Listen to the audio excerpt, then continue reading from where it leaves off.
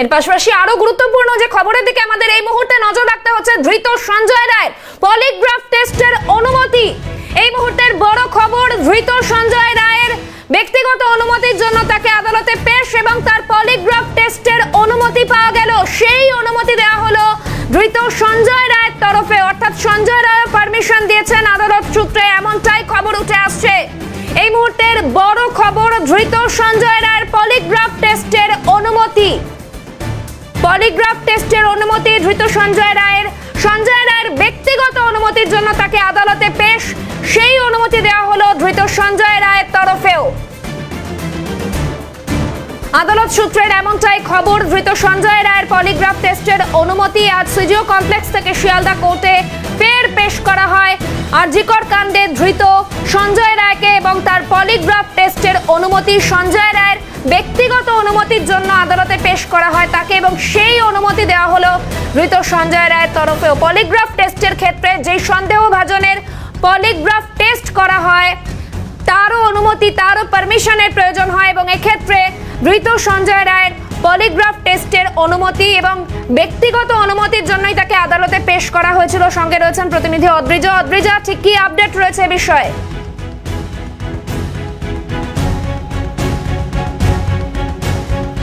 অদ্রিজা, শোনা যাচ্ছে?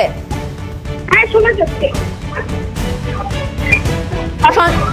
যে বিষয়টি জানাতে চাই যে আজকে শিয়ালদা আদালতে আরজিকর কাণ্ডে ধৃত সঞ্জয় রায়কে পেশ করা হচ্ছে বেলা প্রায় 1টা নাগাদ এবং সেক্ষেত্রে যে বিষয়টি আদালত সুপ্রিম টেস্টের যে পলিগ্রাফ টেস্টের জন্য এর আগে আমরা দেখেছি যে সঞ্জয় রায়ের সেই বিষয়টি আমরা দেখেছিলাম, পলিগ্রাফ টেস্টের জন্য অনুমতি ছিল, আমাদের কিন্তু আদালত সুপ্রিম টেস্ট ছিল এবং সেক্ষেত্রে সঞ্জয় রায়ের আজকে ব্যক্তিগত যে মতামত পলিগ্রাফ টেস্টের জন্য যে অনুমতি সেই অনুমতি ব্যক্তিগত অনুমতি অনুযায়ী এবং আদালত সুপ্রিম টেস্টে মানতে পারছে যে এই ব্যক্তিগত অনুমতির বইটাকে আদালতে পেশ করা হয়েছিল এবং আদালত সূত্রের খবর যে ব্যক্তিগত অনুমতি সঞ্জয় রায়ের তরফ থেকে দুটো সঞ্জয় রায়ের তরফ থেকে দিয়েছে, এমন বিষয় কিন্তু আজকে আদালতের সূত্রে উঠে আসছে।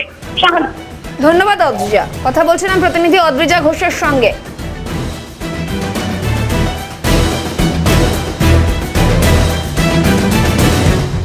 ধৃত সঞ্জয় রায়ের পলিগ্রাফ টেস্টের অনুমতি। তবে এই পলিগ্রাফ টেস্ট ঠিক কি একটু জানাই আপনাদের। পলিগ্রাফ টেস্টের আরেক নাম হলো লাই ডিটেক্টর।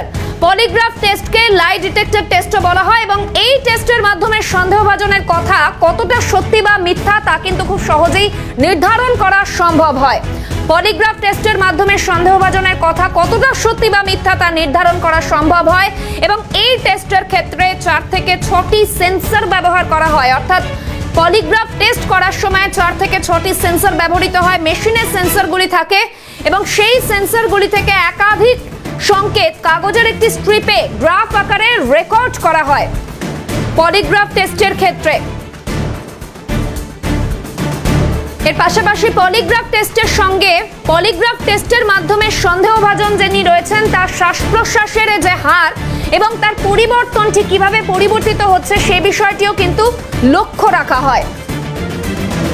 সেভাবেই কিন্তু সত্যি এবং মিথ্যা, তিনি সত্যি কথা বলছেন না মিথ্যা কথা বলছেন সেই বিষয়টি যাচাই করে দেখা হয় এবং সন্দেহভাজনের রক্তচাপ এবং ঘামের পরিমাণ তাও কিন্তু দেখা হয় পলিগ্রাফ টেস্টের মাধ্যমে।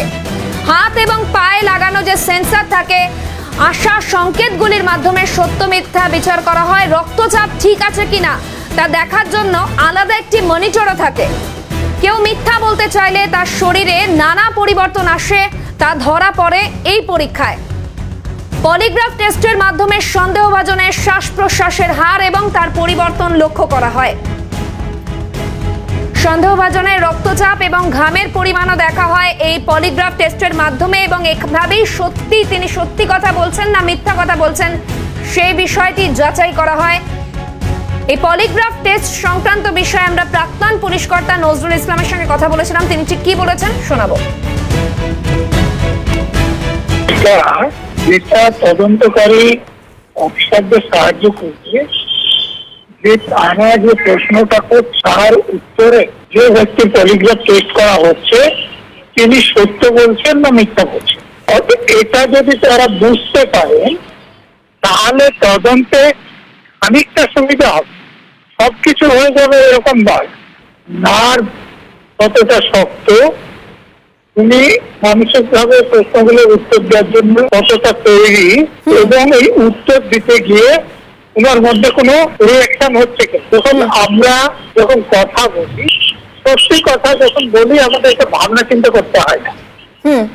তো সেটার জন্য যে গ্রাফটা আছে, এটার যে উঁচু নিচুটা আমাকে যদি ভেবে উত্তর দিতে হয় যে আমাকে বাঁচতে গেলে কি বলতে হবে, তখন গ্রাফটা উঁচু নিচু হবে। অতএব এখানে একজন সাধারণ মানুষের যা হবে তার থেকে যিনি বুদ্ধিমান লোক আগে থেকে তৈরি থাকবেন তার কম হতে পারে, কিন্তু তিনি একেবারে তার কিছু হবে না এরকম নয়।